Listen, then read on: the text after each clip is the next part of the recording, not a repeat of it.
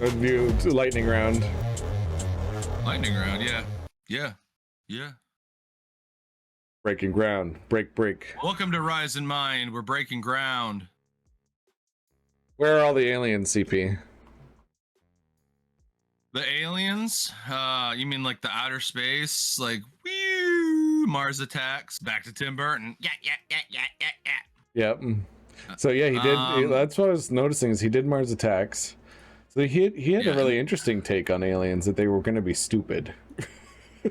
if they invade us, they were taking over the world. They weren't necessarily dumb. They were mean, if more than anything. Well, you can be dumb and take over the world. Just look at what's happening in the world right now. And Mars Attacks is another example of nostalgia. True. That was just a card series from when he was younger or something. He couldn't do the dinosaur one because it was like way too violent. Oh. But Mars Attacks was a little funnier. Actually, that movie I don't think did well, but it's one of those things where it's cult classic, and if you love it, you love it. I thought it was hilarious when I first saw it. But yeah, aliens. I think they did exist back then in the 90s more. I think the aliens went away. They were fighting the president of the United States, Bill Pullman, for Independence Day. If we go for Will Smith was punching him in the face instead of slapping Chris Rock in the face. You mean in popular culture? In popular culture, there was more aliens. Yeah. I mean, No, dude, that was the real aliens, right? Wasn't that on the news? It could have been. Today, it could have been Independence Day. That possibility actually does go right into the idea of the Fermi paradox. I think that was real. So the Independence Day actually does feed off of the idea of the Fermi paradox a little bit. So let me just do a quick breakdown of it. So the Fermi paradox, the Fermi, where the glove does fit. The Fermi paradox, I mean, is so we've been transmitting shit into space since the 1910s. Like we've been transmitting stuff for a long time into space. And our data has traveled fast enough to reach other stars. It is our like the first radio signals we sent out of radio plays and stuff like that is hitting stars right now. So if there's alien races around those stars, in theory they should be flying around. Hello, my baby. Hello, my honey. You joke, but that's what it would be. Yeah. They'd be like, "What is this signal? What? This is catchy." It's a better time. It's not like eat my ass, suck my, Not that that's not funny music, but so the scientist it used to be about innuendo, guys. What's his name? Having a time between teenage boys. Whoa, So this I don't even know what that is, but. The paradox takes its name from Nobel Prize winning physicist Enrico Fermi, who supposedly made the above points during casual lunchtime conversation in 1950. He didn't have to try. He's just like eating a sandwich. Hey, I want to tell you about this paradox. Fermi grasped that any civilization with a modest amount of rocket technology and an immodest amount of imperial incentive could rapidly colonize the entire galaxy. And he's not wrong. I mean, after the amount of time the universe has been around, there should be a shit ton of aliens out there. We still haven't figured it out, though. Yeah. We're just still fucking around, putting shit on the moon. So just so I properly paint the perspective for you and our viewers, the thing is that there should be hundreds of millions is the numbers we're talking about. The amount of rocky planets out there that could support life, it's hundreds of millions. So if those planets have been around for 500 million years or more, if what we are is pretty common in the universe, then there should be hundreds of millions of races out there capable of space travel. So why aren't we seeing evidence of them? And when our telescopes aren't seeing the evidence, we're not seeing the evidence through radio signals, we're not seeing the evidence through them showing up. And before people scream UFOs, since high definition cameras on every phone has been a thing, we're still not seeing enough UFOs for that to be true. Like there'd be so much more video, there'd be so much more stuff, and now with the advent of special effects are now available to everybody through filters and other things, and easily makeable, easily constructible 3D models and stuff like that. It's so hard to find what's true and what's not. The prevailing theory around UFOs, just so that I nip it in the bud, is that it's actually humans that are interdimensional travelers. That's more likely than the other thing. Yeah. Don't tell. Don't tell. So I'm a street wizard. Here are the parts of the theory that are saying this is why we're not seeing evidence. Aliens never came here because of a physical difficulty that makes space travel infeasible, which could be related to astronomy, biology, or engineering. Another reason, aliens simply chose never to visit us, and that's fine too. We are kind of weird. I wouldn't either. Advanced shitty uncle for Thanksgiving. Like, I don't want to get involved with that. Advanced civilizations beyond Earth arose too recently for aliens to reach us. That means that we are the first. That's the idea, that we're the first to have an advanced civilization, or one of the first, which means that there just hasn't been enough time. Fucking look at it, dude. I know. We're the best. We're the best. There's a possibility that aliens have visited Earth in the past, but their civilization has since ceased to exist. That's the possibility. You know what I like about aliens? They don't give us credit, especially saying we're the advanced civilization. People are like, aliens came here, dude, and that's why we have all. Built the pyramids. No, people did all that. Not to make this political, but there is a very interesting thing that happens in archaeology and the science of ancient civilizations, is that when giant structures that seem impossible to build are built by white people, no one questions that it was built by people. The darker the skin gets, the more we start to think it was aliens that built it. It's rooted in terrible things like racism, unfortunately. So the engineering marvels can be done by anyone, and that's not. I'm not saying that you prescribe to that, but it's something that's been fed to us through our school systems for so long that we're just like, oh, the Pantheon, definitely built by people. I never questioned that was built by aliens, did I?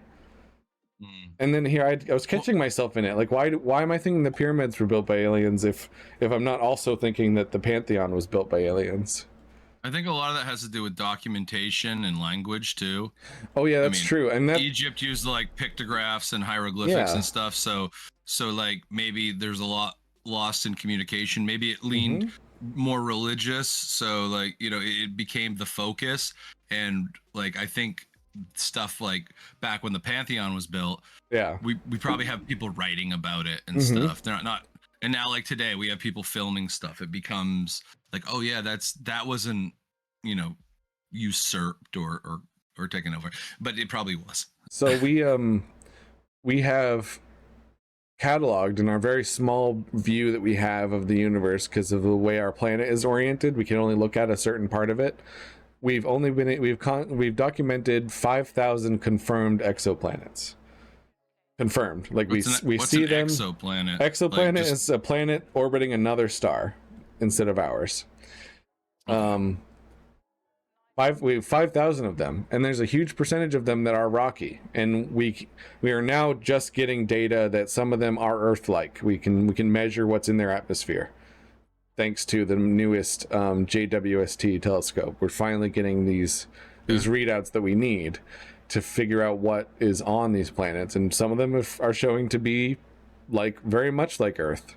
Like Kepler was one of the first ones. Earth too, dude. We're going there. So this one's going downhill. Yeah. Let's go get a new one. One of the closest ones to us, Kepler, actually is a water planet. It's like mostly an ocean. The entire planet is just one big ocean. So like Camino, like in Star Wars. Oh, See, I used to love Star Wars, guys. Yeah, I used to love it too. I loved it when it was rare and done. I like some of it still. I miss the slow burn Star Wars. That's what I like to call Yeah. it, because the newer stuff, it's the pacing for me. It's so just like bam, bam, bam, thing, character you should know. I don't know that character. Up on to the story. I'm like, but I don't. What about them? And then nope, you don't get to do. Admiral Akbar, off-screen death. Fuck him. Like Yeah, it's like what are we doing, it's just guys? too fast. Like, that pisses me off. Yeah. Not that I'm like a purist with this stuff, but it's like it's so throwaway. It's like you're making all these movies. Why don't we make an Admiral Akbar movie? You know, like the majority, save him for something. The majority of stars in our galaxy are like our star, so the possibility of another Earth is astronomical. So these are just some things I'm giving you, like, that we should be seeing evidence of aliens. We should be. It's like there should be something. And they recently found one. Before I get too deep into the there definitely are no aliens, they found evidence of a Dyson sphere. That's the first thing they found. Yeah, Miles Dyson. He's going to create Skynet and destroy the. You know what? So I have two things to say. Yeah. Well, you taught me something. The Earth is, is like the fucking woods of outer space. Yeah. You know, like we're way out kind there. of. Yeah, we're way out there. So maybe like we're not in the New York City equivalent of the world spinning around, and so we're this like rednecks. That actually touches on what I'm about to say. The Dyson sphere they found. So just so people listening know, a Dyson sphere is when a civilization reaches a technological point that they can surround their home star with machinery and like solar panels and actually harvest the energy of their star directly into this metallic sphere that surrounds the star. And these can be in the form of a Dyson swarm, which is just a swarm of satellites, or it can be Dyson rings that gather the energy, or it could be an actual physical sphere completely blacking out the star from view. Of say we were to try to look at that star, we wouldn't be able to see it because it would just be a Dyson sphere in space surrounding it, so its light couldn't reach us. But what they did find actual physical evidence of is a gigantic object, which is the last form of Dyson sphere, where it's just a giant space station that is covered in solar panels that's orbiting the star. They found evidence of that. Every month, the star would blink out of existence. It's like we couldn't see it anymore. And we're like, that shouldn't be able to happen at the distance that we are from the star. We should see some light around the rim of it. So what essentially it was this giant crescent moon shaped space station going around the star, and every month it would blink out of existence when it got in front of our view of the star. And that's what's being theorized about this star. We don't know if it's a giant asteroid or something doing it. We can't see far enough to know if it actually is a space station. But the intervals. What if it's us? What if it's us? What if it's us? There's a lot of what ifs to go with this. The star's dead, dude. It'd be in the past, wouldn't it? There's a chance that the star's dead because we can't. This star is so far away that we can't actually. If we were closer to it, we would see light rimming around whatever this object is. But because the star's so far away, we can't even see that. So the ship could be in a different time. It could. Well, it technically is. We can't get into time dilation right now. That's going to be a whole nother rabbit hole. Oh no, I know, but what if it was us, and what if it wasn't even around anymore? Because if we could see it, so I read this story a couple months ago. I'm not finding the actual article again, but I can't remember the actual distance. But just for sake of argument, if the star is 50,000 light years away, we're looking at that star 50,000 years in the past. We're not seeing it in present day. So by the time we get to that star, maybe they'll have finished their Dyson sphere, and it will actually completely engulf the star by the time we get there. Yeah, that's some stony shit to think when you look up at the sky, where it's like, you're all gone. So there's about 20% of stars you look at in the night sky are already exploded. That's wild. Yeah, but we won't know it until we see that light reach us, having have dimmed out of existence. So another theory that goes with why we're not seeing evidence or enough evidence of these aliens is that there's a possibility that life is too fragile to survive long. Like these civilizations get to the stage say we're at right now, and they inevitably kill themselves or just can't Go to war. can't go anywhere. There, and these some of these theories they're referred to as great filters. So in order to solve the Fermi paradox, we have to figure out what side of the filter that we are on. The Cuban Missile, like Instagram? the Cuban Missile Crisis was one like, of like Instagram. Like I got a filter, and you can put it towards you or towards them. Similar. Well, Which no, side are we on, buddy? it's more like an air filter to We're visualize aliens, dude. We figured that out. It's more like an air filter. So it's if we have made it through the screening process already, then we might be ahead of 90% of the universe in terms of our survival. Because the Cuban Missile Crisis, have you heard this story about the Russian sub commander that said no, that's false, we're not launching missiles? It was. There's a lot around like Kennedy and stuff, and conspiracies around that and stuff. If that story is true and to be believed, that sub commander essentially got us through one of the great filters. His consciousness being elevated enough to recognize, no, that's fake. I'm not causing the downfall of our entire civilization. We're gonna triple check that signal, and if it's not to my specifications, we're not launching missiles. And he didn't. He would have been responsible for a nuclear war if he had gone on that hunch that was something. And he said no. And so wait, what am I wrong? Was that JFK or Ronald Reagan? That's not JFK. Like, when was the Cuban? That was in the 80s, right? It was both. I think it started with when Kennedy was still in office, and it continued into Reagan. I remember they were concerned because Reagan, Reagan, like presidents got too old and was getting Alzheimer's and wasn't really capable of being president, and they thought he might flip the switch. I can't remember. They shot at him too. I'm mixing up history. I don't know a lot. Well, the I didn't archive this. This wasn't a president though. This was just a military commander on the Russian side that made this decision to not launch his missiles because he thought it was a false alarm, and it turned out it was a false alarm, and he saved the planet. You know, isn't that scary?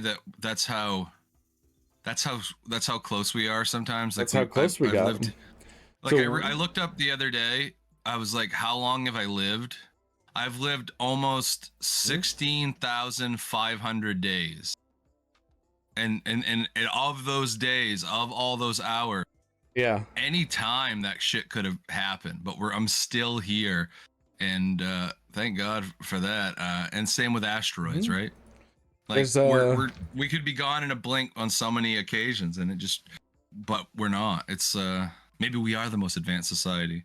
We might be, or there's another possibility that they talk about called the dark forest theory. So the forest is dark and it's full of predators. If you are prey, you will want to stay quiet.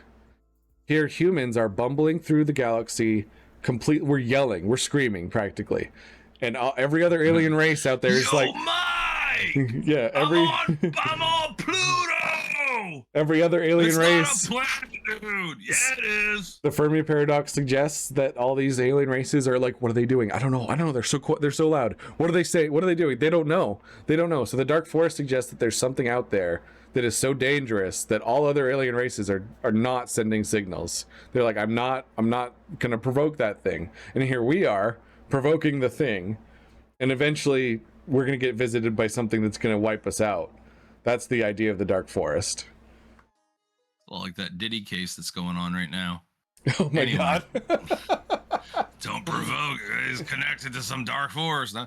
Anyway, that's a good way to bring it more down to earth. Really, this idea. Make it more identifiable, right? Mm-hmm.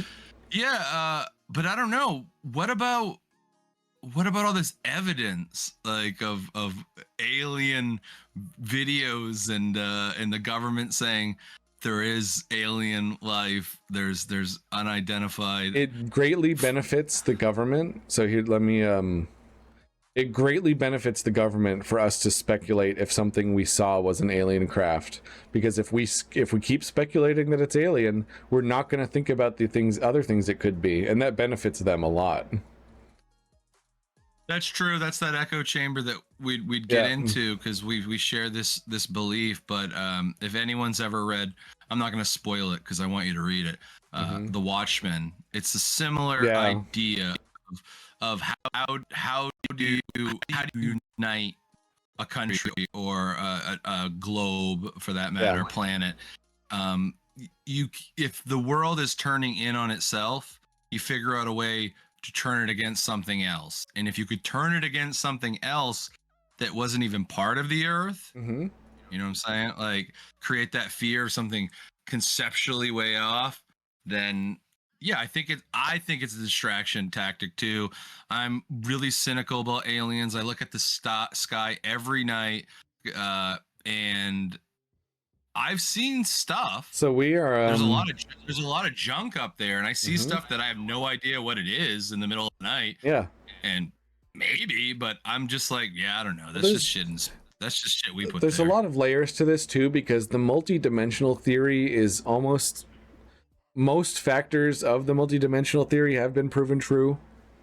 Yeah, I'm more into that. And like then the quantum realities and things like that. The time dilation of the universe from distances and velocity, that's already been proven true. We actually have to change clocks on satellites or they wouldn't work. They have to be a little bit off because they're orbiting the planet, because the time is dilated by the gravity of Earth. That's been proven. Well, we do that with the leap year. That's been proven. Oh, the leap year's more of a mathematical construct from our shitty calendar. We should actually have 13 months. Oh yeah, but people don't like that. That's an unlucky number, dude. Yeah, people are gonna be like, that's I don't like people be superstitious. 113. So but you can end the year on a real low. After December, you can have a Nuptepuary or something like that, and it's the 13th month, and then everyone's like, fuck it all, and they just go real hard and eat horrible and fight with their neighbors and they quit their jobs and shit. Purge month. Yeah, big purge.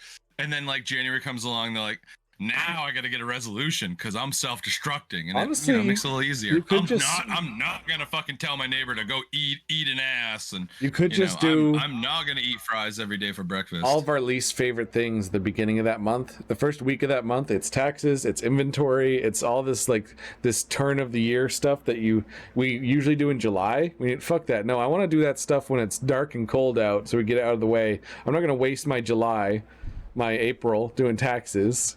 I want to do it when it's winter. So the 13th month should be our tax month, should be our when stores do inventory. It should be when all of the inspections are for all the restaurants. It's just all the shitty things. Just cram it all into 1 month. Get it over with. That's that ADHD brain right now on a loudspeaker. It is. We're gonna cram it all into 1 month, 12 months. I always wait 1 week left of the 12 months. 13th month, I got an extra one to get my shit done. Yeah. And then he'd still leave it for like the end of the 13th month. Damn it, I need a 14th month. Yeah, exactly. Yeah, I feel you. So there's also the possibility that we're just incredibly lucky. We have Jupiter playing defense for us. We're right in the perfect spot in our solar system, which is incredibly stable. When we look at other exoplanets, they're so unstable. Their solar systems are awful. If you're to believe in a sort of like a god figure, the rest of the universe almost looks like he was playing and testing. Because we used to play with Legos and Lincoln Logs and stuff. Like Gary Larson, who did The Far Side, that's a real deep cut for you oldies. I love the little one I saw one time. It's God invents the snake, and he's just basically got clay and he's going like this. He's like, these are a cinch. Then that's funny because the snake's the symbol of evil and stuff too. But he's like, who's ever made a snake out of clay? It's like, these are a cinch. It's pretty easy. That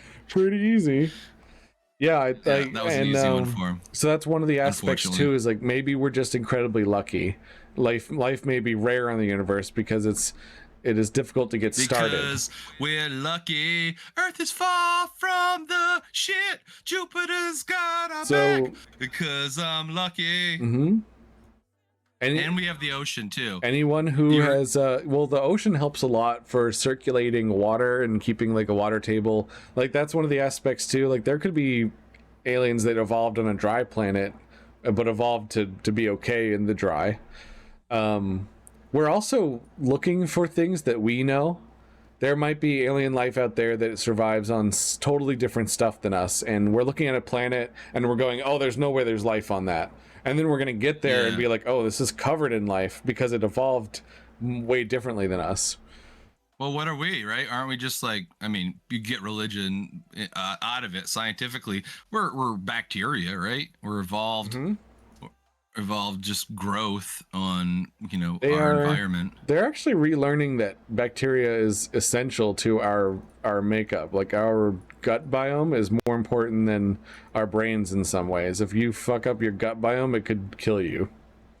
Yeah, Super Mario knew it back in the day. Mushrooms are the key. Yep. And then, but then they, you know, now it's like Pedro Pascal's like, mushrooms aren't the king. Video games have taken a different stance. Even video games are getting fucking political these days. Dude, that's just The Last of Us made mushroom zombies. At least The Last of Us gave video games some validity, because I know they're going to be Star Wars stuff. We all know this stuff. So that's breaking ground. So it's the universe is awfully quiet is basically what we know for sure, is that there should be more evidence, and there's not. And then, like, the reason I brought up Jim Henson's Creature Shop and Farscape is that the most interesting aliens I'd ever seen were on Farscape and done by Jim Henson's Creature Shop. Like, they were aliens that actually looked alien. We were dealing with Star Wars and Star Trek, where the aliens were all bipedal and they had masks or makeup on, and they still looked kind of human. Hey, I'm an alien. My nose has like a couple of dents in it. I'm an alien. Like, I've got high cheekbones. Yeah. It's like they just went to LA and got some plastic surgery. My skin's blue, but I look just like you. And there was an episode of Farscape where there was an alien where the royalty, the little dude, the puppet alien, he was in prison, and next to him was like the grand visor of some planet, right? But he turns and looks, and this thing looked like a monster, and it's like, wait, that's royalty? And my brain just blew up. I was like, oh wait, that's right, they wouldn't look like us. So, like, yeah, that's royalty. He's one of the royal members of his planet. He's being held for ransom, but he just looks like a fucking giant bug creature with these claws. And I'm like, yeah, all right, that's the Grand Visor of I can't remember the name of the planet, like Yavin 7 or something. That's from Star Wars. Wait a minute. Yeah, that is. Yeah, I was thinking of Star Wars, actually. You caught my vibe. Like Jabba the Hutt. Yeah. Like, he's a big slug, but he's like the Godfather. He's a major mafia boss, and you think he's like, stupid, but he's quite brilliant. Hey, you know, if you want to take care of a hit on Jabba the Hutt, they don't know what to do, man. All you gotta do, dude, is smuggle in some salt. I thought maybe some rock salt in a shotgun. He'll just hit him once, he's melting, dude. No, all you need to do is to kill Jabba the Hutt is to get a strong female character captured by him, and she will kill him. Good point. Way to be woke, dude. That's the way to be up on time. That's called correct wokeness. That's called, like, just put the character in the story, have them do something badass. We don't need to call attention to it. Just have them just have them exist.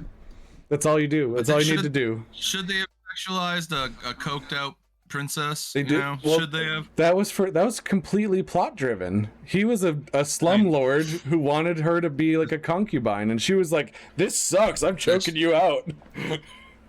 Yeah, that's true, because he did like just basically capture people, and you feel like that too when you're watching him. Like, all the, like, half of these dudes are like owned or captured by this guy. Like, and that's why they're all like, like, oh yeah, you sure are a funny guy, Jabba.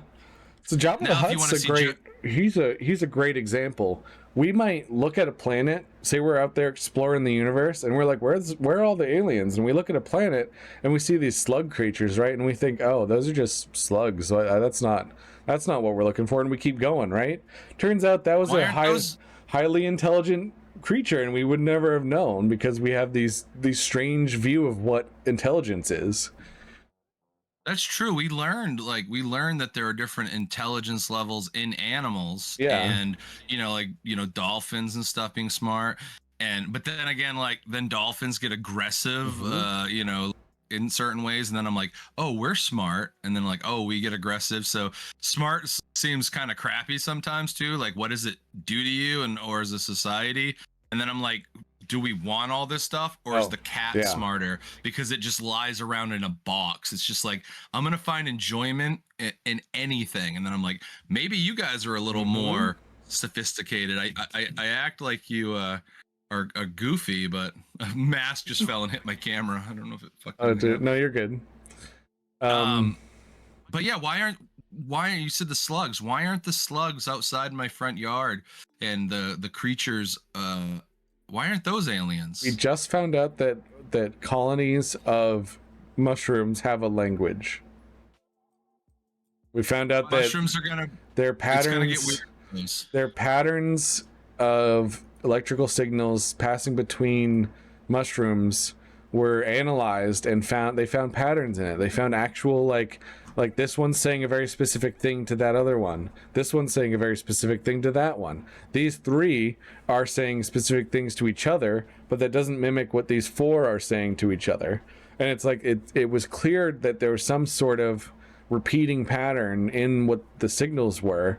So they couldn't really get to much other conclusion that it was some kind of language that the mushrooms were speaking, but it was all chemical signals. It was all little like almost like neurons firing. So it might have been more accurate to say that the colony of mushrooms was like a giant brain that was communicating with itself, but it was still very interesting.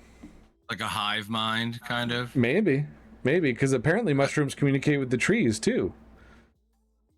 Oh wow, when they grow on them and stuff. So yeah, apparently mushrooms are the way that trees talk to each other. They use the mushrooms as like a network. In the last month or so, I've been studying a lot about more gardening stuff. So crazy. It's a hobby of mine, and you do realize when you study stuff, like I got these free hedges, and it was like, yeah, you need to put blood meal down in the ground because that's derivative from slaughterhouses, like bone and grind up stuff. You need to put that in, and then like different type of decayed matter so that the roots will take hold, and then really water it. But if you put it near another tree that's already roots, that tree will start fighting with the new ones for territory and space, and it can choke out the new roots. Like I was like, that's crazy, dude. That's like some shit we would do. Like, I don't like the new neighbor. We're at war with this country. It's crazy that like you've invaded my area and I need to survive. And it's like, I'm going to completely strangle you out. And I was like, oh man. So when you look at nature and how it communicates, it does do a lot of the same stuff that we do, just non-verbally. It doesn't talk. All this to say, it's possible we just are looking in the wrong places. There probably is evidence for life out there, but we don't know what we're looking at because we only have our comparison to go from. Think of what penicillin's bacteria that grew on something. We've used it in medical applications. People are using like mushrooms to, like the psychedelic ones now to treat certain mental illness, to unlock trauma. You've got so what I am posting you've got mushrooms cleaning up oil spills. Like it just does all this stuff that's like crazy that we take it for granted. So what I'm posting in the chat here is a YouTube video called Life Beyond, Visions of Alien Life, done by a group called Melody Sheep, who did a Kickstarter to do the first iteration of this, and it blew up on YouTube. It's got 2.99 million subscribers on their channel now. This was back in like 2012 when they did their first little documentary called Life Beyond. And they did a better representation of what's possible, why the Fermi paradox is even a thing. They touch on that at some point. Then they go deeper into it and find that here are the possible types of intelligent life and alien life that might be out there. It even touches on the scary one, the Dark Forest one, where it could be some giant swarm of sentient robots destroying the whole galaxy if you talk a little too loud. and that was where Oh, yeah. that's where the theme of The Quiet Place came from too. Yeah, I love those aliens. So See, those- those I buy those type of alien things more. Like Yeah. when they get bug-like. I mean, I like Starship Troopers and stuff. I know it's like Mm-hmm. it's like what we have, so it's like what are not humanoids. So we kind of just vibe off that. But who's to say that's not where they that's where they got an evolution on their specific planets. They didn't grow into us. They stayed more like a fish or a slug or a bug or something. Or a similar thing happened to them. Like, what if they had a human-like creature that went extinct instead of a dinosaur, like with ours? And then what creature was left over after? Like, in our case, alligators were left over, but we also were. But what if it was just alligators, and you end up with a reptilian race of aliens? Yeah, well, there's a theory about that too. But the reptilian agenda. But that's a whole wild thing that's kind of been played out now. If you got a free 2 hours, definitely watch that on a TV. Oh, it's 2 hours. Watch it on a nice TV. Watch it on your TV. Tune in to channel 13 and watch it in prime time. I don't know why I got a little bit accenty. I guess we're coming to the end. We're going to be over in Texas Hulu's channel. Hey, Drippers Arcade. I watched sections of that on like an iPad screen, and I later watched it on TV, and I was like, oh my god, I should have been watching this on the TV. It's so much. The visuals are completely mind-blowing, and they are in like full HD. It's great. It's amazing. Yeah, that's why I'm into the YouTube Red thing. Like, there's nothing. I mean, watching movies is fun and all, but you have to watch some stuff that like teaches you shit. And there's no better way to learn, for me anyway, is to just watch something. I retain it well. So just so that we have a good perspective of why I want people to watch this. This was the closest I ever came to having a religious experience. I was watching the first one of this. Okay. Well, I should probably watch it then, and maybe on the next episode we could continue into this like a little more in depth, because like that'll probably trip me out too. Like that stuff, like when I was watching, dude, when I took biology in college, like going back into it, like more of an adult, like I was just like, huh? It's little and it's big. It's inside. Wait, there's a little universe inside. You just wait. This works like this, and then there's a factory over here, and there's another one. There's a city in my body. We're gonna go to the share screen. I'm gonna show you a section of it, that's why I'm bringing it up in the first place. I'll cue it up over here. Let me refresh. Rise and share. Bam, bam, bam, bam, bam, bam. Cat in the corner. All right, refreshed. You refreshed? All right, I'm pretty close. Okay. How do I mute you on this? Oh no, I don't want it for the timing. You don't need to. Okay. Of that for evolution of life here on Earth. We can't watch a lot of this for copyright reasons, but this section here. Other stars that we can say we see potential signs of habitability in their atmospheres. That's all going to happen in the next 10 to 20 years. How exciting is that? We're on the verge of things that people have wondered about for millennia. Are we alone? Dude, they got rid of those satellite dishes 20 years ago. And here we are on the verge of finding that out.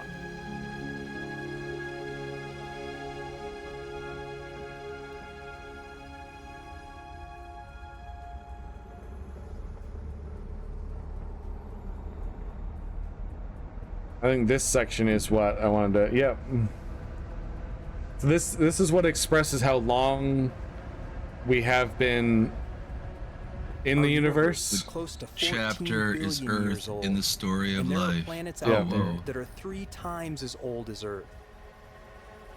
With all that time to develop, see, life on Earth is right there. They're far more advanced than us. And the Big Bang is on the left. So that's how long life has had time to develop. So the universe looks like a giant condom? Yes. We're very protected in here. But here's your visual. This is why it's so mind-blowing. So there's the Big Bang, and then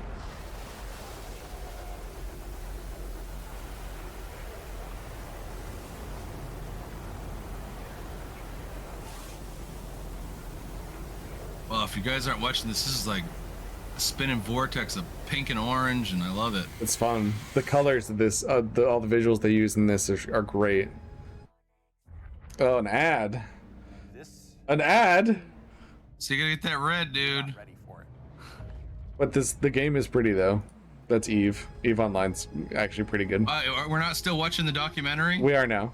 I skipped it.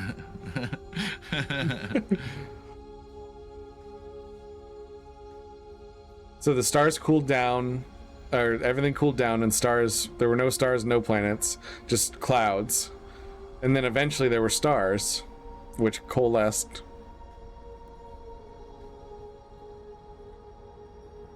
$70 million years. Yeah, that's when stars started to form.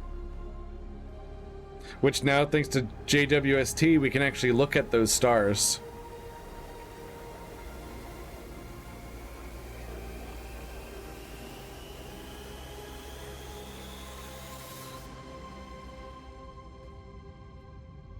Ooh.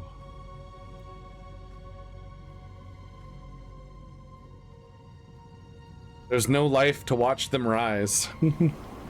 Maybe. Ah, nice. Yeah, the first stars didn't have enough stuff to even make elements. Hydrogen, helium, and lithium. So they had to die in order for new types of stars to be born. Man, I think this documentary would be 5 minutes long if it wasn't for just like all the silent swirling effects. It would probably cut an hour out of it. Yeah, it'd still be an hour long, but if you're a stony type person, this might be for you.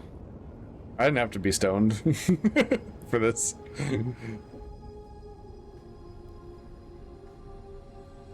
So the reason it is pretty trippy.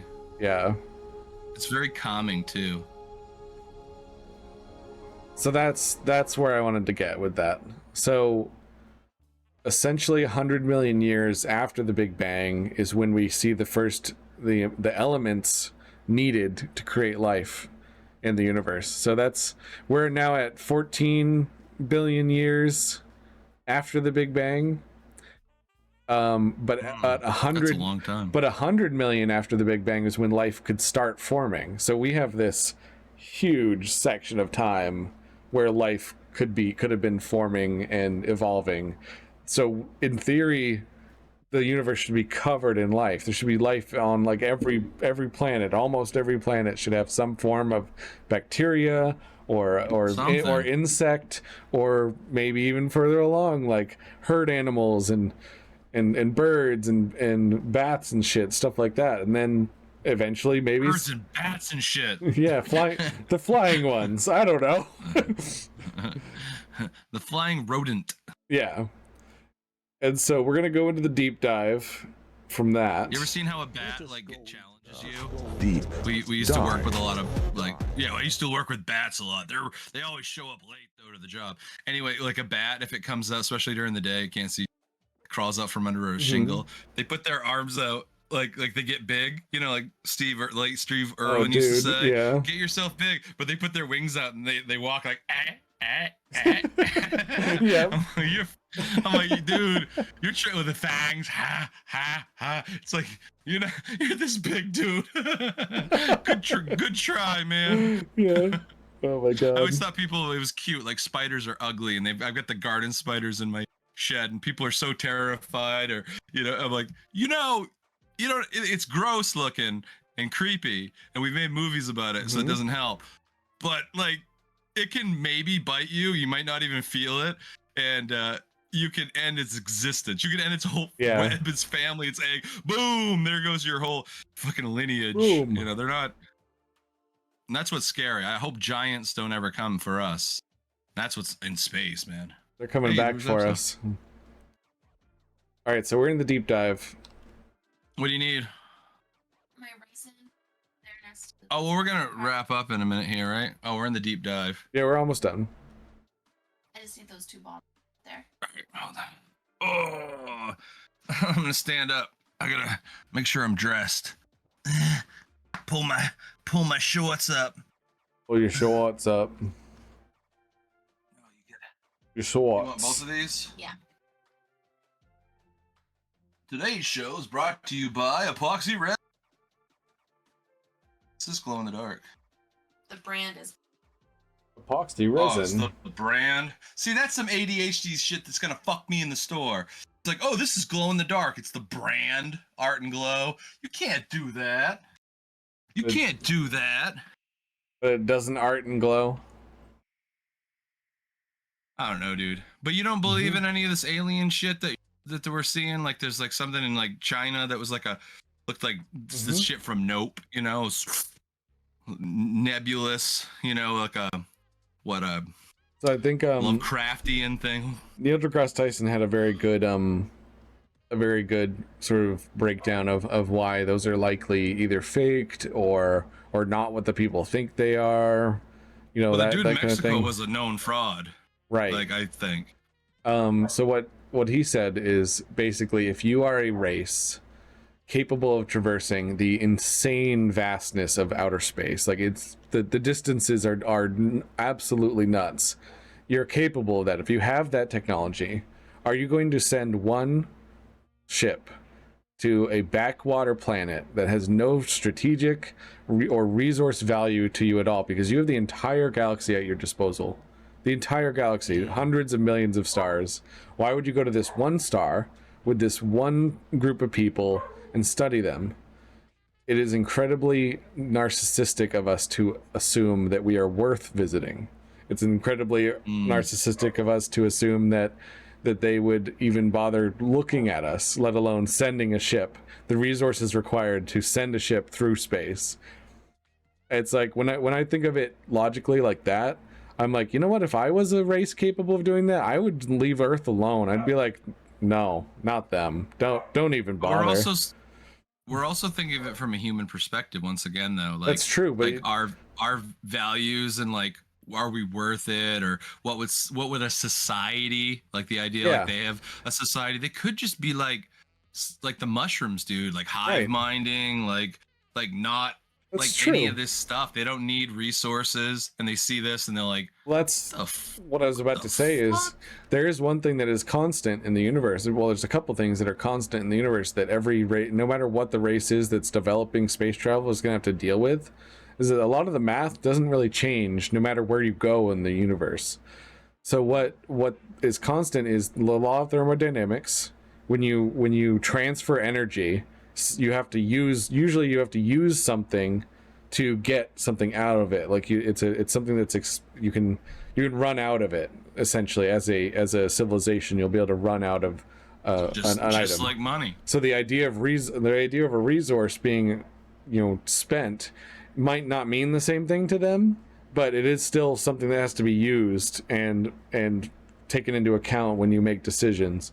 If they are an interdimensional race and they essentially have made it so resources are not even, they can create it at will, that's different. That'd be something that we don't even have the math to sort of figure out yet. All the math we have points to the idea that everything runs out eventually. And everything hot tries to become cold. If you try to heat something up, you have to. Everything falls apart. Exactly, entropy. That's one of the constants. Sooner or later. So, like, if you go on that logic, it's no longer going from a human point of view. It's based on universal laws of the laws of the universe, I should say, not universal laws. Laws of the universe. Everything's going to have to follow. Like when you try to reach the speed of light, your mass increases. That's why we can't figure out how to send. That's what I've been doing. That's what I've been doing. You've been going so fast, it's making you heavier. I was trying to Sonic, and I'm just. This is all some sciencey jargon. I'm more like Dr. Robotnik in the new one. Anyone could point at it and say, "Oh, that's all just a theory." Blah blah blah. They could do that all they want. That's just a game. Oh, The fun thing about science is that everything is a theory until it's not, and then when it's in the theory stage, it's more fun. You can have some wiggle room. It's just have fun with it. Don't make it into an argument. Just have fun with it. Think of the idea you can't that argue, but keep it fun. Like fun argument. Like I argue with people. I didn't know how to do that because like when I was a kid, it's like if you argue with people, it was too hostile. It's like shut the fuck up. You don't know anything. Like people would get to that point. But if if you're fair and you have different information, sharing information with a friend about like us, like space, like you're not like just shutting me down. Well, no, that's just a dumb idea, dude. It's because going like hard into the facts. It's there's only certain no facts need for that. There's only certain facts that I'll just instead of being mean about it, I'll just explain like, well, this is what they do know for sure, and here's where the theory point starts, because that's all science is they prove sections of things. They don't prove the whole thing. They have to like break it down into sections and then prove all those sections. Like we do know the law of thermodynamics. The law of thermodynamics has been proven. The law of entropy's been proven. The radioisotope breakdown of certain atoms, which is how we even invented the atomic bomb in the first place, proven. Definitely proven. So we know certain things about the universe that we can point at and go, we know this. But then there's other things that are like the effects of those things, how they relate to time dilation, the multiverse theory, which has been somewhat proven, still can't be tested. That's where things get tricky. If it can't be tested, people like throwing, oh, that's God. Like, I mean, that's humans. Humans. You brought up something interesting. You're like, oh yeah, they wouldn't like someone with aliens. Like, why would they have ships to do this? Yeah. And then I thought about it. I go, humans. Yeah. History. Ships. Yeah. I go, exploration. Yeah. Human beings, as a culture, we need exploration. We need to take over more territories. I don't need sleep. I need answers. Yeah, I need answers, and I need space to work with. Don't invade, like a lot of xenophobia these days. People put signs in their yard either day out, or political things that we've talked about this time and time again that drive people away.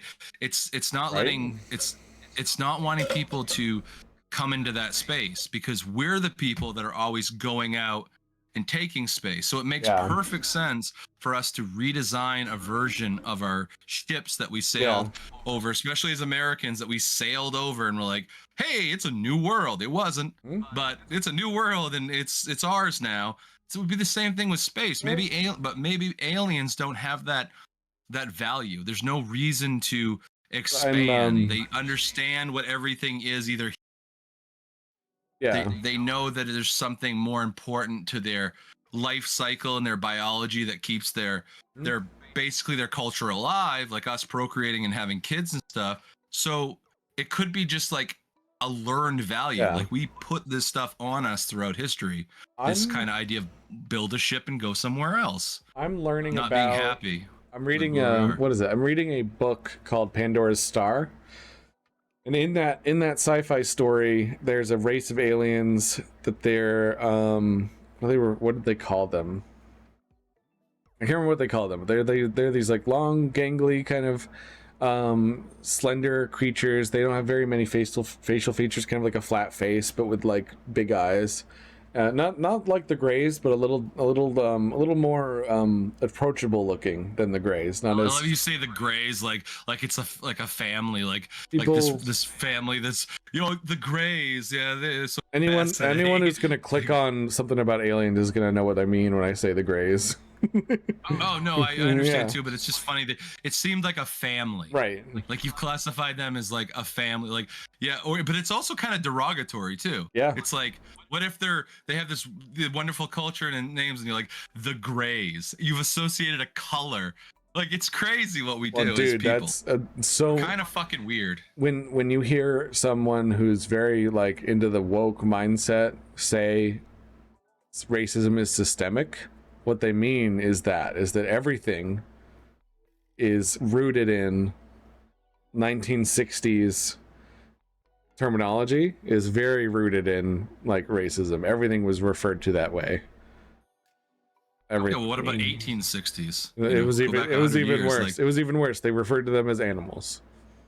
This was before the Civil War. Yeah, it's like they would call like in the 1800s they called black people apes. Like it was awful. It was even worse. They didn't even have. And what the fuck what did we do? We made ships and we went to their area, brought them to our area so that we could do more stuff to make more ships to go into fucking space. So so awful. in Pandora's Like, what Star, the fuck, humans? this race of aliens doesn't care about resources or taking over land. They don't have an idea of borders. They don't explore. They wander. You know what I mean? The difference. They encountered these aliens and they were just. They're called nomads. They were Hunters and gatherers. One of the places where they first discovered these aliens. They were literally just on a planet picking flowers. And Pandora's Star was written in like the early 80s, or I think it was written it might have been the late 80s, but there was still this idea of like a hippie. It was still very prevalent in culture. And these aliens essentially are galactic hippies. They just hang out. They hang out and they pick flowers and they just frolic and they have some kind of hive mind, and that's how they traverse the stars. Like the hive mind has some kind of power over star travel, and they just appear on planets. And here humanity is trying to build wormholes to places. Immense resources are spent to build these wormholes. They'll go to this planet, they'll be like, this planet isn't inhabited at all, and then this race will just be there already, and the humans will be like, god damn it. like these guys again. And I love how they're like, it's not inhabitable, or it doesn't have resources. It's like, what if it has resources like lithium ion and things like that that we had no idea could be something so important, 100 years ago? Right. Yeah, it's true. Could be like the on the moon we could have the energy source like of a lifetime. We have no fucking idea how to like pipe it in. In Star Trek, it's deuterium is like the new chemical or thing that's important that they find on like asteroids and other planets. It's like what. That's a funny name. Deuterium, like it deteriorates. Deuterium. Huh? Deuterium. Deuterium? Was that a drug? No. Is that like they're trying to sell in the future? Deuterium. It'll make you feel fit and strong. It's basically a hyper concentrated crystal of hydrogen. Which is something that you can compress even further and create antimatter out of. Which is what that's what they. I'm getting science. So things that make you go. So you're right though. There might be alien races out there that just hang out on their home planet. They've never bothered to try to explore. Hell, they might not even have monkey. Hi. They might not even have cities. They might be more intelligent than us, but decided to not explore the galaxy. That's another aspect of the Fermi paradox that is fascinating to me. Like, what if we're the only alien that is? So the actual term scientists use is grabby aliens. What if we're the only grabby alien? We want to grab stuff. We want to take it. We want to control it, right? What if we're one of the few that do that? And the rest of the alien races out there are just hanging out on their planets, just content. They don't need to explore. They've done enough. They've balanced their population. They can produce enough to support their population, and they're like, we're good. We're fine. And why aren't we like that? We're just not. We have this like urge. We gotta go places, discover things, find more stuff, make more stuff. We're hungry, dude. We're hungry. Yeah. We're hungry humans. Hungry and grabby. I ate it all, pal. Very grabby. Hey, so what do you think? What do you think about all this? We gotta start rapping. So True. What do I think about all this? Yeah. I don't know, man. Science is really fascinating. I like conceptually what it does for my brain. But I'm cynical about anything, like whether you're framing something as a god, or you're framing something as a ghost, or you're framing something as, however, because like this is essentially perspective. Cynical though. The Fermi paradox in general is a very cynical thought, because it suggests that we're alone. We might actually be alone in the universe because we're not seeing the evidence. Sometimes I'm alone. Sometimes I'm not. Sometimes I'm alone. So lonely. Hello. Have you seen that with the cat? Hello. They'd make a song out of the cat meows. Whatever. Oh yeah, there was a Sometimes I'm alone. there was a streamer. there was a YouTuber that had a really really great reason for why humans do things, and it was like the only reason that humans have anything that we have now is because some guy out there just wanted more pussy. It was like just like it's like space travel, more pussy, like better medical technology, just wanted more pussy. It's all just to get more sex. That's all it was for. All innovation was just to impress a woman. That's pretty all. much. We're or a man or whatever. We're just wolves out there, hungry like the wolf. It's funny you say that. So Dudesy's wrapped up, but I watched this podcast called Trailer Tales, which is hilarious character improv acting, and they were touching a really shaky subject about like gun control, and then like Trailer Trash Tammy's like, it's like we need to make a rule. She's like, if you don't know, he's like, if you don't eat pussy, you can't own a gun. And it's fair. like the funniest argument ever. Like, Yeah. like, yeah, exactly. and like how they would go and get the store, go to the store, and like if you could prove that, But like Burning Monkey, then you were a good person or something. Burning Monkey here in chat kind of spurned that idea too, that it's just because I can. It's like I want to prove that I can. It's not just about sex, but there is that also that aspect of like maybe to impress our peers and get more notoriety and therefore more people to potentially go on dates with, right? But there's also just because we can. Like sometimes I do just want to do shit just because I can. I creep my mother-in-law out. My brother-in-law was like reaffirming this. We were talking about like, yeah, all big technology got funded by porn. You sometimes, yeah. Well, like, like the VHS and that helped it a lot. And then remember the Sony Blu-ray? They're like, oh, HD Xbox is not going to do smart, but PlayStation we are. And then now Blu-rays. Yeah. It helps in like VR. There's he mentioned down there. It's she's like, ew. It's like, yeah, this is what we are. Like, it's not all roses and sunshine here in Mind World. I mean, it is here, but out there, yeah, people take advantage. What do you think about the hunger of humanity, our physicality? What do you think and about our need to procreate and whatever? What do you think about the idea that we have actually found some evidence, like that piece of a Dyson sphere or the Dyson satellite that we found, that they think it's a megastructure. They think like nothing else makes sense. All the math they're doing makes sense other than the fact that it's something that is not naturally forming that's orbiting this star.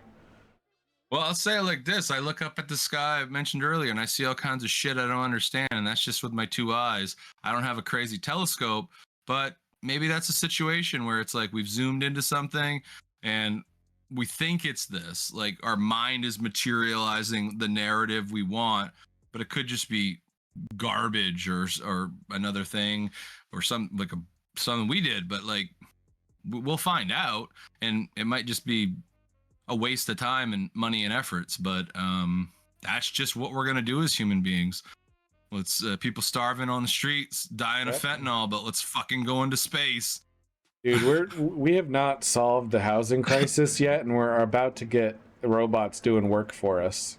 We're so close to that, and we haven't figured out, like, for instance, the Social Security stability, the supplemental income system that we have, is using forms and documents and crediting to forms from the 1970s still. We haven't updated our how do we take care of our own in almost 80 years. Well, I was talking to Abso about this the other day. Like, we were talking about Frank Sinatra, and I was like, didn't he die in like late 80s or something? And he actually died in 98. Abso was like, he lived that old. I don't remember the old version of him. And I was like, yeah, you probably remember the young version, the stuff, 1950s, 60s.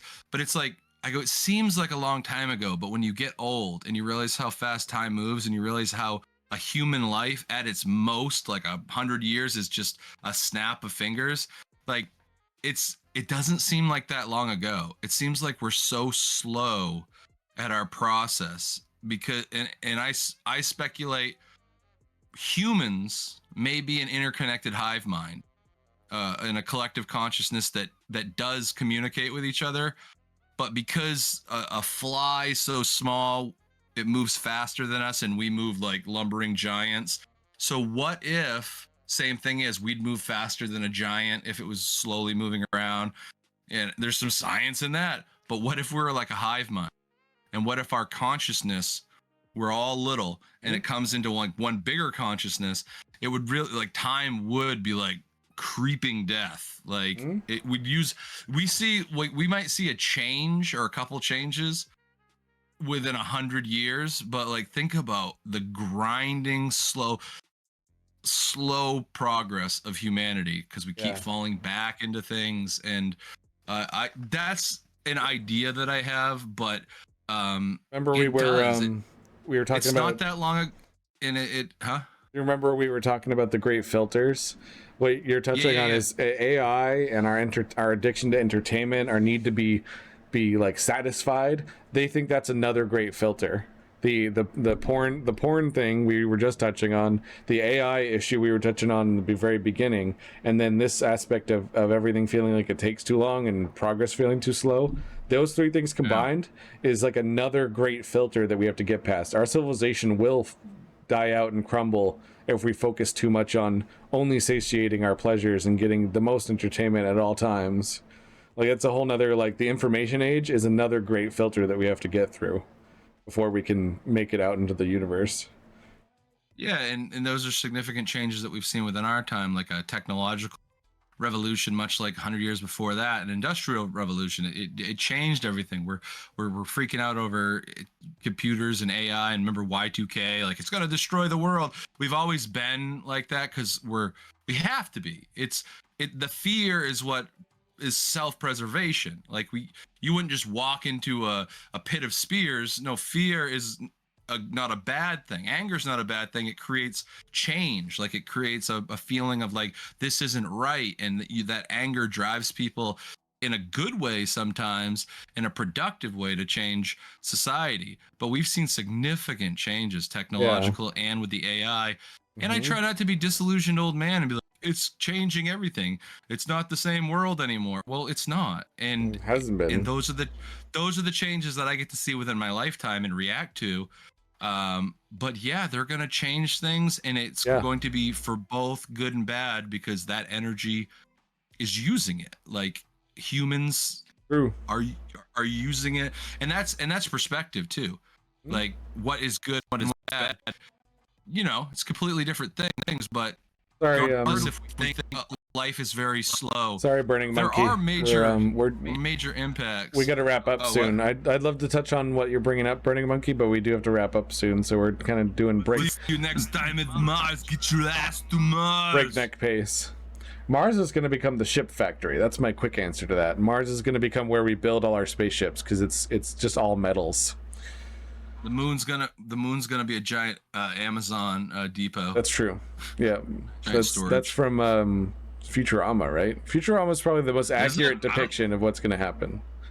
I've actually only seen Futurama's crazy accurate to what our society will probably look like. I've seen about 6 episodes of Futurama. Dude, watch it. I like it watch enough, all but of it. I don't watch a ton of animation. Like, I've only seen like one episode of like Rick and Morty. I don't know. I don't watch, as someone who draws, I don't watch a lot of animation. I mean, I watched a lot of The Family Guy, but I don't know. That's a whole different subject. I don't know why I do that. I'm physically enamored with cartoon characters. I wanted to be a human cartoon character, but I'm not so interested in animation at this point in my life. Weird CP, here he is again. He's exploring that, because that's what humans do. We explore. It's good to explore. We explore. Yeah, it's just in our culture. Yeah. And I don't know. Maybe that'll be the next movement. Maybe before it's all said and done, we'll have a alien technological revolution, or maybe we already have. They're saying, some people say, like, they say that if we discover some ancient alien repository of technology on one of our planets in the solar system, that could be the next technological revolution. Like if we find that, that could set us off to the stars. But I feel like it'd be similar to a lot of the sci-fi stories we see, where we're not actually ready for the technology. Our culture hasn't caught up to the tech, which is what we're seeing now. There's like a lot of people aren't ready for the tech that we're coming out with. Like people are falling for the fake AI phone calls and like the fake AI video, and people are falling for it because we're not ready as a culture for it. There's 90-year-old people out there who had candle lights on their Christmas tree. They saw the coming of power. People wiring up light bulbs in barns. Yeah. Like, think about how like a lot has changed, like, and those people are still alive. They have no fucking idea. And then think about like the boomers, man. Like, my dad doesn't give a shit about computers or technology. He's like, I just don't like it. And it's like, I get it. Like, you don't embrace everything as it comes out because it's nauseating, and you get to a point in life where you're like, well, I guess this is it. I don't need to go. I don't need VR when I got my CRT Nintendo from the 80s over here. Yeah. You know, I'm done. I got enough video games. I don't need the new titles and stuff. Like, you get to a point where you're like, this is me. This is it. This is what I'm going to do now. Mm-hmm. I'm not living forever. But I had a good closing thought based on a question that you had earlier. Okay. Yeah, go ahead. Yeah, we can wrap it up. But I'm getting a little foggy on it. But I think my thoughts on all this stuff is, whether I believe in science or I believe in God or I believe in nature, I have a lot of connection to those things. I am a very spiritual person, and I do understand different biblical texts and things like that. I find it, much like you said about movies, even though it's lesser reviewed, or maybe it's like high reviewed and I didn't like it, it's how you experience something. And it's how you use those stories, like when you played not Minecraft. World of Minecraft. World of Minecraft. When you play that, or if I'm introduced to a movie that changed my life 35 years later, and it's bringing back these feelings. Goof. It's bringing back these feelings again. It shapes you, and I think humans, we just need something to believe in. I don't know why. I don't know why we're so bored and we're so scared and we're filled with fear, and we don't know what's gonna happen when it's all said and done. Whenever I go hiking, everyone believes in something, whether it's your God or your science. We don't have the answers of what God is and what science is. It's only speculation. It's only belief, mm-hmm. and it helps give us a purpose other than biological things that live and die, procreate, mm-hmm. and rot and create more life in soil. There's a slight chance that the Fermi paradox thing actually is causing a lot of people to point at it and go, oh, that's because God only made one race and it's on Earth. Yeah, that's you. Yeah. I talked to a guy a long time ago, and we were wildly different in political views, but we could always stand in the middle, where it was like, well, yeah, that's a good idea, but with 8 billion people, are we all going to gel? Is that going to happen? And we're like, everybody lives in their own narrative. It supports the narrative, and it's just the story that you're going to tell yourselves, whether you like science or religion. And if you like it a real lot, you'll make it. You'll make science religion, or you'll make religion a science. Oh, they did that in Futurama too. And then here, our buddy old Elron. Yeah, Elron Hubble. Elron Musk. Enroll Hubble Tubble. Enron Musk. No, I'm kidding. So we're gonna do a very fast. Sorry, dude, that's great. Very fast breath of fresh air here. Okay. Oh, whoops, this one. Well, I pretty much closed. What's your closing thought, dude? Fresh air. What do you think about it all? You love it, right? Dude, I love it, but my closing thought is that it essentially doesn't matter. That's the thing. That's the funny thing about it, is that all this stuff is so fascinating to me, and I do love it. But at the same time, I still have to pay taxes. Say aliens are found out today. I still got to pay taxes. I still got to go to work. I still got to, take care of myself, eat food, go to the bathroom, like clean up in the shower, all these things that are very human things.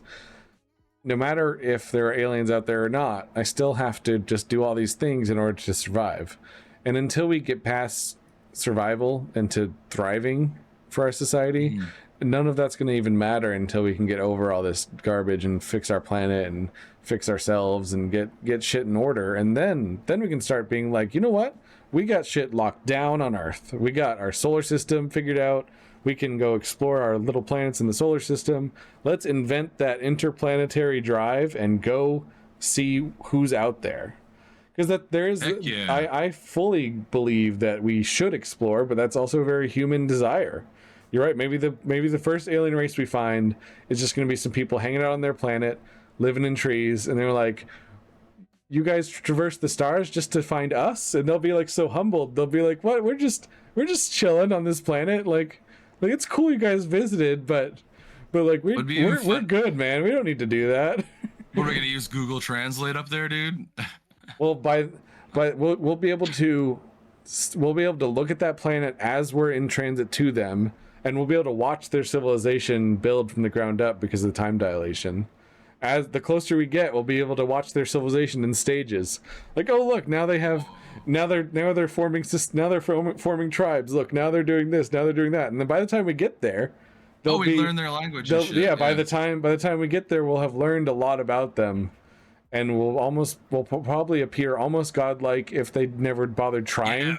Yeah, that's great for humans, dude. We're gonna know everything about them when we show up. Like, hey, you guys want to work for us? We're exploring space. What is space? What is exploration? What is planets? Like, they don't give a shit. They don't care. Even think about it. They're just cool. They're just chilling. But here, maybe, dude, maybe we're the baddies. We are. If our technology continues to advance faster than our culture can keep up, we will become the baddies. But the fun thing about that thought is that the human mind, if we don't understand something, we automatically think we need to defend against it and fight it. So being able to understand that culture as we approach the planet will allow us to not fear them. So hopefully, by the time we get to the planet, we won't want to fight them. We'll just be like, oh, we know a lot about you, so let's just share some knowledge, and then we'll move on. If you want to join us, hop on. But we're just going to keep going to the next planet and see what's up. Yeah, we got to go full on Star Trek. We got to get over our own bullshit before we do that. We can't bring that kind of baggage into a relationship with aliens. That's what I love about Star Trek is that it has this beautiful promise that we will eventually just figure it out and stop being assholes to each other.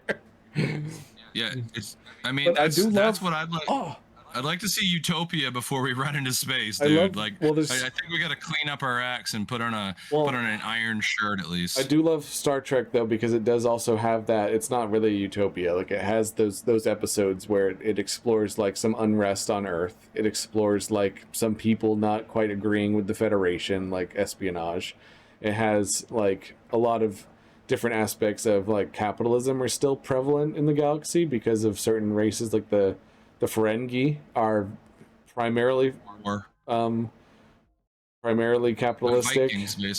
They're Vikings. No, right? that's the other ones. That's the Klingons. Oh, the Klingons. The Ferengis. Quark. Yeah, Quark. Quark. He's about money. Money. And they actually worship capitalism. There's like a person called the Grand Nagus that's like the Pope, but he's really just like the stockbroker, like the head stockbroker for the planet, or for the whole race. I think is the Nagus, but it's and then intellectual based aliens like the Romulan and like logical, like on the spectrum alien. Romulans are representative of what communism would look like at a galactic scale, whereas the Federation is what socialism would look like at a galactic scale. And then Ferenghi's Capitalism at a Galactic Scale. They're all like facsimiles and mirrors held up to our own society for us to sort of help us. That's what. Yeah, That's what. And it challenged us with those ideas, and it had things like I believe it was the first interracial kiss on television between Spock and Uhura, and it was fucking crazy for some old people, and they're like, oh, but it's like, like it had to start somewhere, and it's part of that. Essentially, Star Trek made that come to fruition. It would have came somewhere, but I love the metaphysical attachments, like I was talking with Tim Burton, where there's something else that elevates in society, and it does what it set out to do, to quote, challenge our beliefs. It looks like we're not going to have time to display it on the breath of fresh air, but guys, go to I'm super late. Go to the Rise and Mind Instagram and the most recent post where I talk about us taking a little hiatus. The song in the background of that is something that CP and I wrote together, that I fed into an AI program called Donna, that created this rock song about the ideology that we're trying to get to with Rise and Mind, and it's so cool. And it's fucking awesome, dude. It came out good. Abso's been making songs for the Dreamers Arcade. It's so awesome. Writing them and then choosing the genre, and we get them in our heads now. Like I was singing Spooky Bitches earlier. Spooky Bitches. I don't know. It's weird. But then again, when I think about it from the point of view of an artist, I'm like, oh man, that took something away from somebody if they just made a logo on their computer. And it's probably the same for someone who's played an instrument their whole life. Like, oh, you could have hired me. But the thing is, it's access. I can't afford to hire anybody. So it's weird being able to take my writing that I've wanted to make songs, that I've put in the work, and my wife is a musician. We put in the work and we're figuring it out, and the AI pro makes it almost instantaneous. Want to talk about a dopamine rush? The craziness about it is that I want to support local musicians, and I do. I think we do. We do. We go to shows. We do in that way. But when it comes CDs to or vinyl, if I were to hire my friend Tom to do a song for me, I would expect to pay him the same as if someone commissioned me to do a book cover or something. I'd expect him to want $500 for one song, and I'd say that would be fair too. But of course, I can't afford that either. And like, where do we draw the line of like, do we just say it's made by AI? We just be honest about it? Is that all we have to do to have it be ethical? We just say we're not making money off this, and it's made by AI, and we're telling you we're being transparent about it. I'm really struggling with that because I do want to use these songs for our content here. And is it wrong to use them if they're made by AI? Look at it this way. I'm about ready to hop into a car and take off, and it's not a horse and carriage. And, we're definitely not going to the VHS store to rent something. Like, everyone... I'm talking about like technology, like you don't go back on it. And I do use a hand screwdriver sometimes, but I usually use a drill. It's a tool. Wait, you can use your own. I didn't know you could use your own vocals on Donna. Yeah, that's the new. thing. You'll be able to take. You know how sometimes my songs sound like me and stuff. The raps. Sometimes I think about like, where's it sourcing it, and like, does it have access to our microphones and stuff? But I could speak. I could literally speak just like James Earl Jones did, and create Vader, and sell it to Disney before I die, and he's existing in new creative capabilities. Dude, we have just to blow your mind before I go, we have just received pretty much immortality. I don't have to die. Yeah, in a way. It's true. If I died a few years down the road, like there'll be a version of me that can be generated by AI, and it has everything that I said based on all the stuff I posted and what I gave it. And yeah, you could be sitting here right now. I could be, hey, man, what's going on? And it's gonna feel like, and it's gonna help people with like grieving process, old people that lost their husbands and things like that. Like it'll be kind of good for a lot of ways for therapy, but we don't know yet. We just don't know yet. It's so exciting, and for someone who has crazy ADHD where I swear to God, I get no dopamine from anything. I have to build a fucking bridge to Terabithia to get even a breath of it. So the idea that I'm like creating songs, like I'm like, dude, everything that I think of, AI will be able to create it for me, and I'm not going to. It can create shit for me after I'm dead. It'll just keep in you're relentless. You become eternal unless you pour water on it. And you just you pour water on crap it. Someday. I was reading a book. It all goes to crap someday, but it is very exciting. I'm getting that massive dopamine rush where it's like, this is a new fucking time. It's gonna change. People hate it. People love it. This is amazing. The world will never be the fucking same. Just like after COVID, just like after the internet really started to kick off. We've never gone back, dude. Some people have been staying there and they're still living off the land. But society will progress, and I'm starting to recognize a world. I'm starting to not recognize a world that I had as a kid. And I feel old, and I don't like a lot of the changes. I don't like an old man. I went into McDonald's and used the touch screen and then the playgrounds like an iPad. I just said to Absol, I go, this isn't my world. This is very cold right now. So, but this is the way it's going to be. I can go to an actual restaurant, I can cook at home, but for the most part, people growing up are just going to accept the convenience of that, like not waiting in a line, doing a mobile app. Yeah. It makes perfect sense, but it feels different. It doesn't feel like that world. You line up digitally instead of lining up. Instead of lining up in person, you line up digitally, which frees up your time that you would have been waiting in line to go do something else. So it's like, oh, my food's... So you can binge Bridgerton on Netflix. My spot in line for food is going to come up at this time, this app says. So when my spot in line comes up, I go get the food. And then in that time period, I could be playing with my daughter, like just for perspective's sake. I could be having a joyous moment. So it makes capitalism more bearable. Probably gonna be smoking a cigarette on Instagram. Yeah. Gives you a lot more like wasted time There was a book that I was reading a while back that had this idea that you could upload your consciousness to like an AI that would make a personality copy of you, and then if you did die, it could just print out, the 3D printer would just print out a new body for you, and then you just get uploaded back into your body. And it was like, oh, this is really fucking terrifying. This is really cool. And then now there's a movie about to come out with Robert Pattinson in it, where he's working for this company that is a very dangerous job, and every time he dies, they just clone him and put him back in his body with without the memory of the actual death, but every memory before that. And then the story involves it fucking up somehow, and now there's two of him, and you have to decide which one is the real one. And I'm like, that's a really cool idea for a movie. I love it.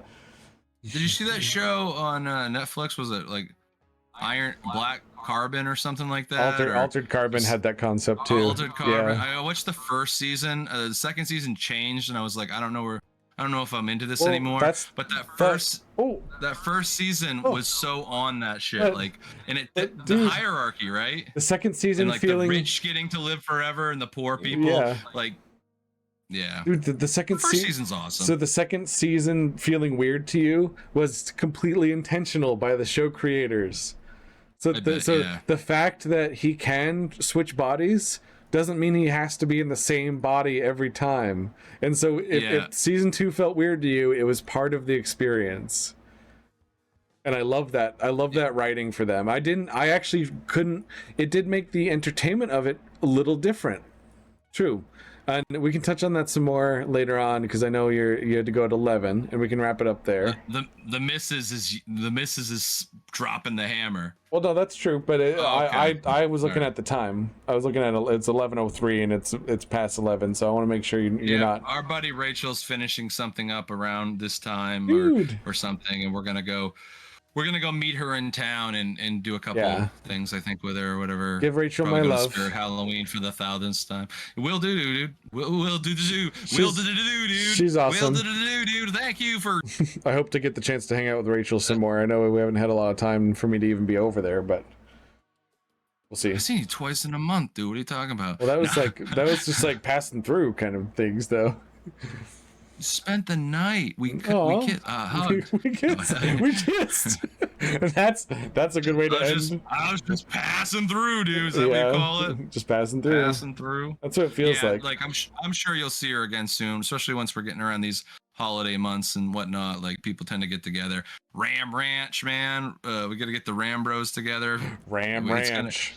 Everyone's gonna come together. But hey, she's coming here. Oh, Well, a little bit of time then. Let's there at least you do go. our raid then.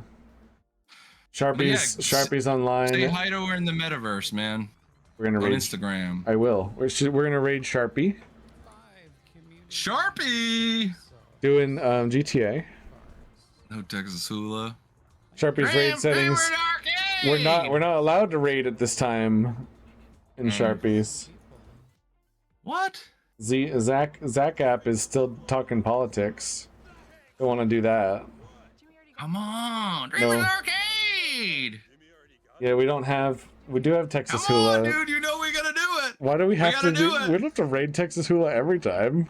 Because he's a fucking fun vibe and like. Well, he is, but I don't like, know. I just feel I'm a creature of habit. I'm shouldn't- sorry. well, shouldn't we like, be you rating- can see me getting amped. Like you can see me getting amped in the beginning. Dreamers Arcade. Shouldn't we like, be rating other podcasts though, so we can like build our audience? I know what we should be doing, but Sharpie isn't a fucking podcast, and you're already gonna raid him. He's just the king of Sega, man. We can Hey. raid. I have no podcast. The only podcast I have up in my channel right now is Wait, Rise in Mind. I guess we are allowed to raid Sharpie. It's letting us do it. Oh. All right, we'll see. Main's only king of Sega. Say hello. Main's only King of Sega? Well, I mean, he beat every Sega. It's a whole thing. Yeah. Go hang out with him. I don't need to tell his story for him. For some reason he's not playing Sega right now. He's got it but covered. All right, we're gonna raid out. You gotta go. When you beat all the Sega games, you can't play Sega anymore. I'm just gonna click the button. Oh my god, we had 4 viewers. Amazing. Thank you guys. Appreciate it. Yo, thanks for hanging out, guys. Be well. We'll catch you soon. Bye-bye for now. Bye. Don't forget to rise in mind, everybody.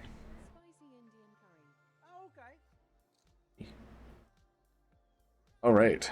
I need to click stop streaming.